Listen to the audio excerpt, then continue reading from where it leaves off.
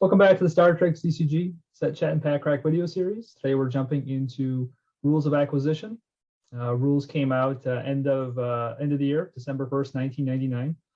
Again, 130 cards in 9-card booster packs, 40 commons, 40 uncommons, 50 rares, unlike Blaze of Glory, no foils, no ultra rares, just the standard 130 cards.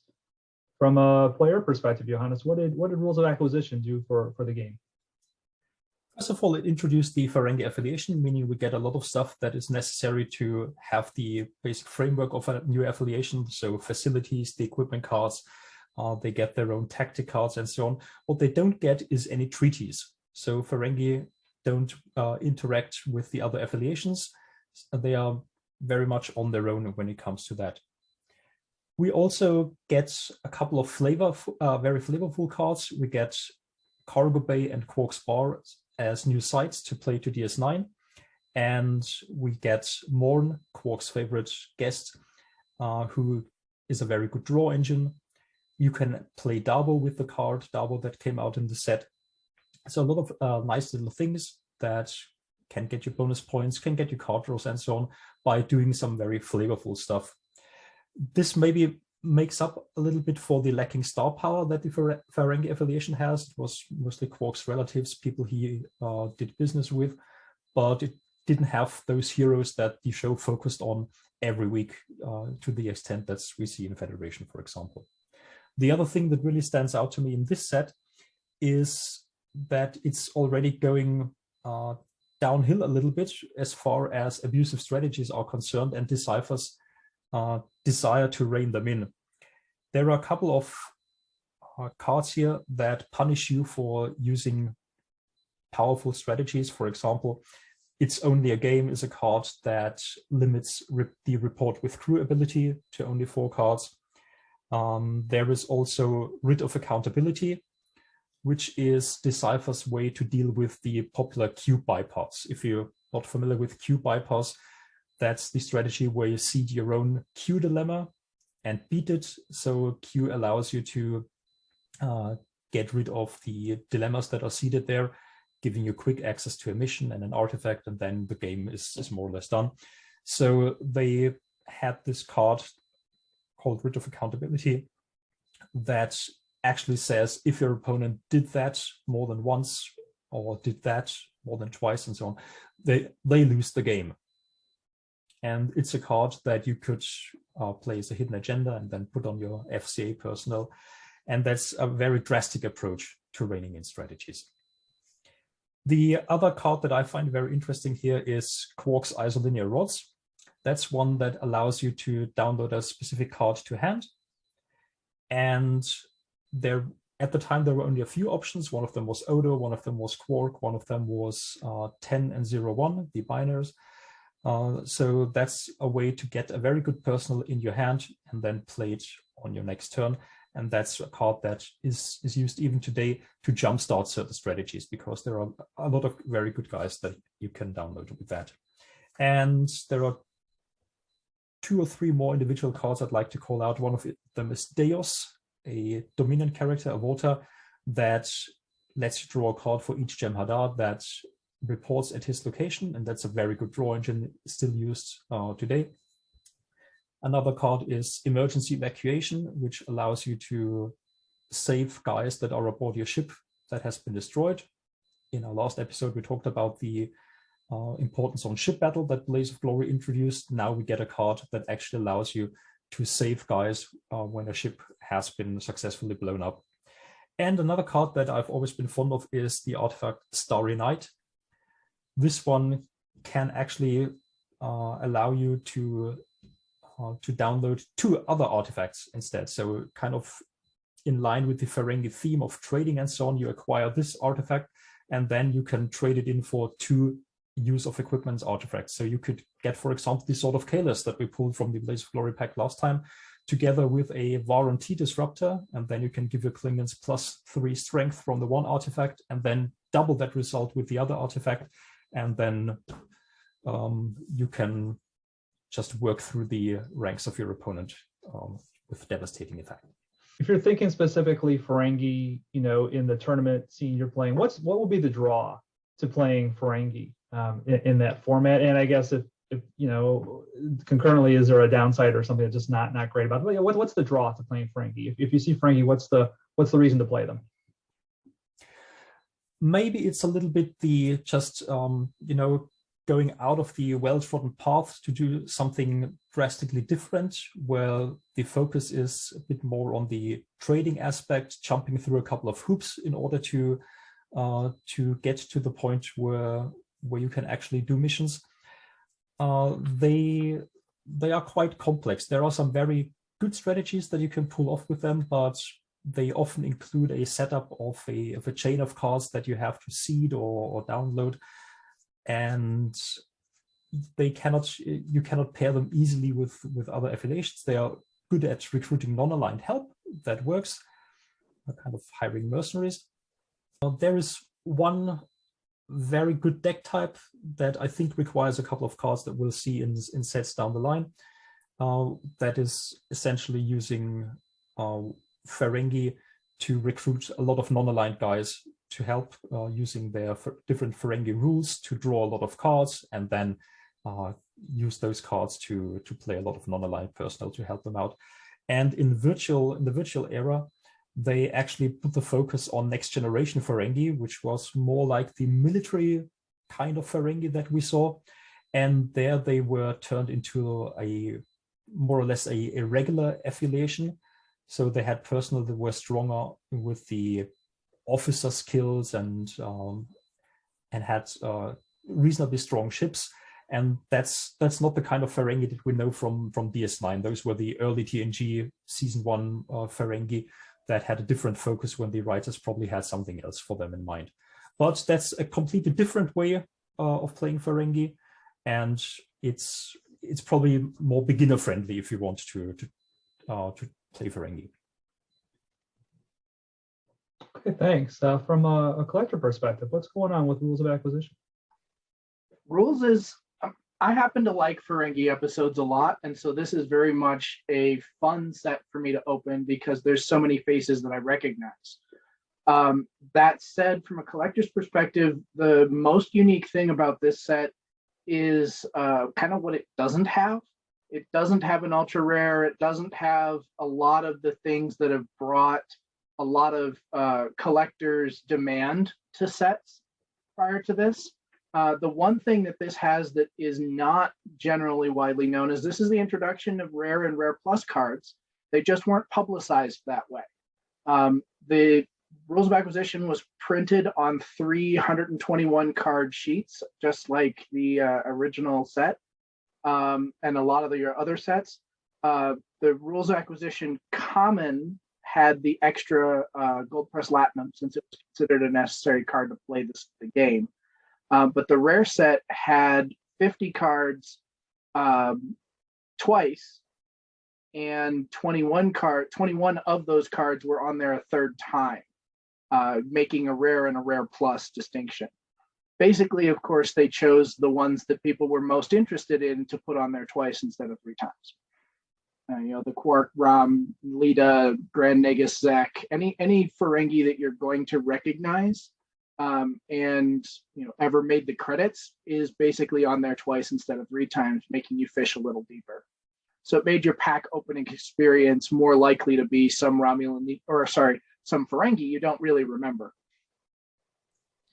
I think when it comes to this set in terms of value and its collectability, the Ferengi aren't bad in many ways. They have a reasonable set of skills. They have a reasonable set of attributes. They have a reasonable navy for combat, but their personnel are good, but they're not as good as the Federation. Their ships and combat potential is good, but it's not as good as the Klingons. They don't have the sort of quirky mechanics of the Borg, and when it comes to sets like the Bajorans and the Cardassians and the Dominion sets, I'd much rather be playing one of those simply for either lore or for some of the quirky mechanics they introduced or for some of the fleet options. So I think it was a set that didn't really make a huge impact, especially in a game that wasn't having as large a player base as it had in the past. Also, I think, as well as Dan mentioned, there was no ultra rare, but there also was almost no cards that you needed to play the other affiliations or that made any really game-changing, apart from, say, the continuing committee for the Romulan faction providing their sort of, HQ homeworld type sites. No major things you needed to pull to make a big change in your Federation deck, for example, or your Klingon deck. So as a result, I just don't think it resonated as well in the market with the cards that it had at the time. It's still fun, but it's not following that trend of new affiliations changing things in a way that we'd seen with previous sets. Yeah, you basically answered my question. And when I was looking at getting these packs to open all of them up, DS9, very hard to get. Dominion, hard to get. Blaze of Glory, hard to get. Looking through collections and sets, pretty rare to find those cards. Rules of Acquisition, easy to get, easy to find singles. It was just a huge difference from the last three sets for me. And you're kind of answering my question, which was, why was it so easy for me to find these cards?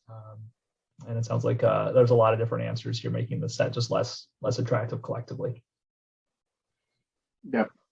There's still 5 or 8 cards that you really would like to have, depending on why you collect or why you play. But it really is at this point, I mean, honestly, it's almost as cheap to buy a set as try and build one. So the cards that we want, we'll come back to the collector perspective in just a minute. But Johannes, what do we want to open from a player perspective from Rules of Acquisition? One card I really like in this set is the dual Bajoran Ferengi affiliation version of Rom, because that has great skills, double engineer to pull away a scour, astrophysics, honor navigation physics, and it also has nice flavor in that Rom's Cunning can be very bright with a score of 9, which is like Jizya Dex, or it can be down in the dumps at 4, which can also be handy in certain situations. So that card is one that I've often liked. It's a very strong card, and it has nice flavor without being too cute. And another one that I think we can mention is Grand Nagus Gint, because that's the one that can download any Rules of Acquisition card. And that gives you then several options. There are rules that allow you to draw cards. There are rules that do something about bonus points. There are rules that get you gold plus platinum, which you can then turn into something else. So that's kind of a key card that then gives you access to various Ferengi tricks. And on the collector side, there's nothing in this expansion that is very high value, but there are about 7 or so which are reasonable. Undoubtedly, Quark would be the top pick, pulling from the set for value-wise and something that people want in their collection. We have quite a few dual affiliations, but it's still the old style dual affiliation where there is only one version of the card, even though it can be played by both factions. So coming in shortly after Quark, you'd have Nog, and I love that they used the Nog in the First Contact era uniform, because his character, even though only a semi-supporting character, has that wonderful arc, I think, through that show, and it's great to see him in that uniform. Along with the Sao Paulo, the replacement Defiant, spoiler alert for those of you who haven't seen that episode 20 years ago. We also have Lita and Rom as dual affiliation Bajoran Ferengi characters who are both in demand. Morn, partly just for the lore, but also because of his functional draw, as mentioned by Johannes at Quark's Bar, and the dual affiliation Cassidy Yates card as well. But apart from those, almost all of the other rares, same value as a white border Premier 95 card. It's just not, it's one of those, or it's not much else effectively in terms of value. There's very little for us in terms of commons and uncommons. There's only a few that I think stand out, and notably, we have the 34th Rule of Acquisition, which, as when we talk about foils, that one is notable later, but this isn't the foil version. It's just the introduction of the image on that card, plus the Incident Dabo, which again, as Johannes mentioned, as a mechanism for Ferengi to use, and also the Latinum cards. But none of these would be really fast-moving, high-value cards to shift. I did mention already the Continuing Committee card for the Romulans. That's one most Romulan players would want to pick up. And the two others that I kind of enjoyed for just lore and memories, I quite liked Elizabeth Lenz from that episode of Deep Space Nine with Bashir's former valedictorian, salutatorian rival. And the guy I always felt kind of sorry for, George Primin. He only appears in 2 episodes. He's almost like a sort of substitute. I can't believe I've forgotten the name of the character. Marquis Eddington. Michael Eddington. He's Eddington's predecessor, and he's actually there as a substitute for Miles O'Brien while Colum had to leave for a month. Gotcha. But so he's not an engineer; he's a security officer. So I just like that. I just like having that card because it was one that stood out to me at the time as another Federation crew member he was only in 2 episodes, but sort of considered semi-regular at that moment in time. So it's great to know the history of where that came from. So he's not a value, but I liked him. From a autograph perspective, this set is a lot of fun because you've got a ton of different actual characters all played by Max or Armin, because they've played so many Ferengi so many different times. I think Max has 5 or 6 cards that are different personnel, and Armin has 3 or 4 as well, which is absurd, but a lot of it's very entertaining when you're going and trying to figure out, all right, what do I want to get signed next? Let's pull this obscure captain of a ship that we only see on screen for 3 minutes. That'll be more fun than just another Quark. Cool. So now when we open up all those Ferengi, Dan, I'll be asking you who the actor is that played that character. We've got rules of acquisition, 9 card expansion. I believe the 6 is the rare. Anybody want to do the over/under on 4 Ferengi? Yeah. Seems about right. We're not started with one. We're starting with that extra common, right? The Gold Press Latinum. That's not bad. Latinum's okay. And Dan, you said this is the extra common on the common Correct. sheet? There's 4 of these per sheet, and 3 of everything else. Ooh, we have a Ferengi. There's one. Nilva. Sluggo Cola. So you see, it's not a bad, it's 4 skills. It's not a terrible card. This is true of almost all the Ferengi personality. You'll find more skills on them than most of the other factions, but they didn't excel in any field enough to really justify their use, I think. And you talked about them not being heroic. They also weren't sufficiently villainous for you to enjoy playing them as bad, right? The Romulans are much more villainous. And what's the FCA skill? Ferengi something? That's the Ferengi version of the intelligence skill. In this case, the FCA stands in for intelligence agencies that you find in other affiliations like the Talshia or the Obsidian Order. And that's also one of the requirements for the Writ of Accountability card that I mentioned before that needs an FCA personal to play on. You could play it on Nilva, but the one that is usually almost always used is Brunt. Right. Ferengi Commerce Authority. Yeah. And do they sell real versions of the Sluggo Cola? Anybody had a sip? I've seen bottles. I've never seen one that talked about it being the slimiest cola in the galaxy. Actual... 30% live algae in every bottle. Right? Hard to get that past the FCA. That's a fun one. I don't know about the play, but that's a great episode. That's one of the better Ferengi episodes for sure. So that's the Quark's Bar Union episode where Rom stands up and forms the union and then quits and joins the Bajoran engineering crew. Yeah, I think it's a big transition for the character, especially I don't think they knew what they were going to do with him, but they ended up being quite a good supporting character along with Nog as well. I think that worked really well. Mission. Obviously, continuing that tradition of mission creep, some of the earlier missions from Premiere needing just 1 or 2 skills to solve. Here you have new factions to cater to and a much higher set of standards to meet for completing missions. Yep.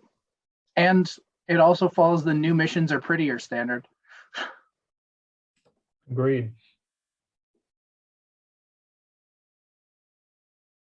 Another rule of acquisition card.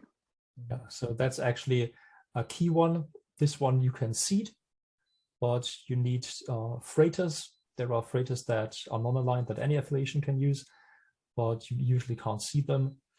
And this one here allows you to once per game download to hand 1 Gold Plus Platinum and or 1 Ferengi VIP, which is how you would get the Grand Nagus Gint that I mentioned earlier. So you seed this one, then you have guaranteed access to Gint, and then with him you can get one of the other rules that you want. So as I said, already from the start you have a chain of cards that you can use to pull off something that you want to do. I think this is the rare. It is a Ferengi. I believe this is the rare. So we have, what are the best Ferengis we could open? Quark.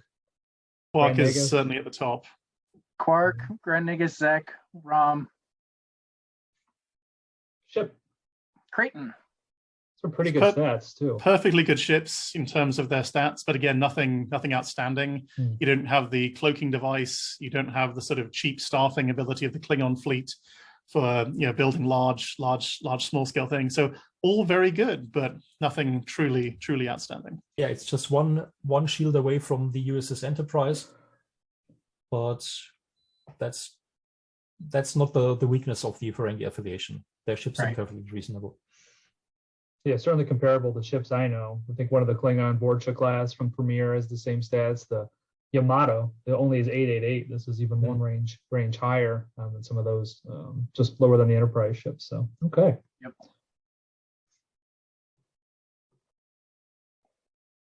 It's your uncommon. Not a terrible card, but again, I think the Ferengi are sort of averaged to death in this game. There's just there's nothing truly outstanding. I know we've said it before, but yeah, they're good. Strange Bedfellows. Great picture. From one of those episodes of DS9 that just made most of the audience cringe. Yeah. I don't think I saw this episode. That's Gul Dukat and Kai Wynn. Yes, Gul Dukat gets transformed to be a Bajoran and ends up seducing Kai Wynn. It's in the 7-episode finale arc for DS9. It's a big part of that. Yep. Okay. So it's as human as we ever see Mark Alaimo. Yep. And his character Anjol Tanan, I believe, is his Bajoran name. Here's that 34th rule. For foily, it would be a little more. If this was a foil, it would be worth 500 times more than that card is worth right now. At least. I don't think I could get 500 of these for one of those, could I? No. I would happily trade you not. 500 of those for one of those. Well, we can certainly talk about that when we talk about the extra cards, which why is that even the case? Yeah. I guess from a player perspective, is this card good? Drawing 2 cards? Is this used? Yeah, this is very good actually. Thing is, you need an acquisition personnel, which pretty much limits it to Ferengi affiliation because they are the ones that can actually download it. Sometimes people actually stock Gint and the first rule of acquisition in non-Ferengi decks for that effect. But then what you need is a way to guarantee to start a fight. And people usually would then seed the neutral Empok Nor because that is uncontrolled. And then you have a target to shoot at that doesn't shoot back. So nice. You can set it up and have target practice and get 2 card draws, and that's huge actually. And Johannes, the reason is this icon right here means only Ferengi can play this card. Is that the one on the left is the rule of acquisition icon, meaning that's one of the eligible targets that you can download with Grand Nagus Gint. Okay, so anybody can use this card, but like because of the text down here, it needs to be Ferengi. Yeah, it says it plays on your arms dealer or acquisition personnel. You have acquisition personnel in other affiliations as well, but Ferengi have the easiest infrastructure to set this up. Right.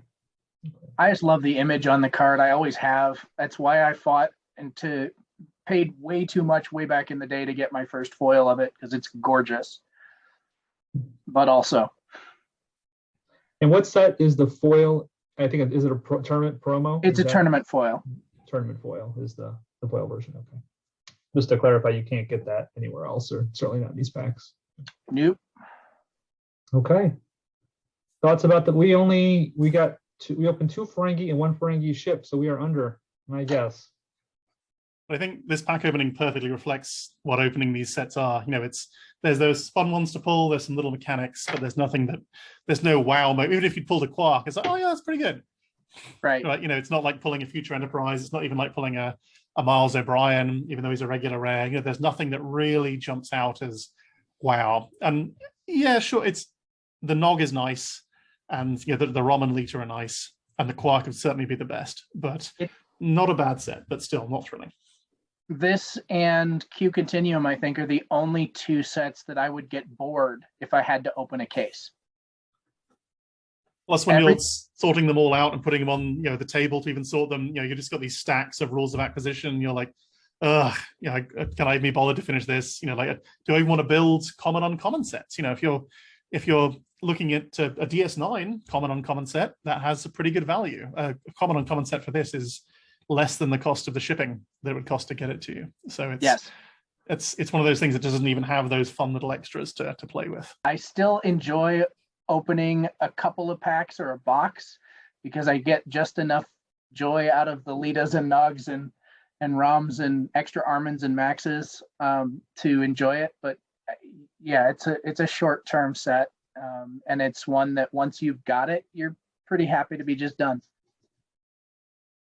Yeah, it's also pretty unexciting to use in sealed tournaments because even though usually then you play with some kind of rule that allows all your affiliated personnel to mix, sometimes the Ferengi personnel don't add that much because they have acquisition or greed and so on, and not necessarily very good skills that contribute a lot to mission and dilemma solving. And they often work best together if you have a dedicated Ferengi strategy, but not as a splash in cards for other decks. I think this, in terms of cost-wise, we are seeing an increase in price for it, but not the same kind of drastic increase that we've seen for other sets where the demand is still very high. So it's certainly substantially up from where it was, but it's unlikely this would start to command the kind of prices that you see for a lot of the other box sets. Moving on, we'll get to the next set.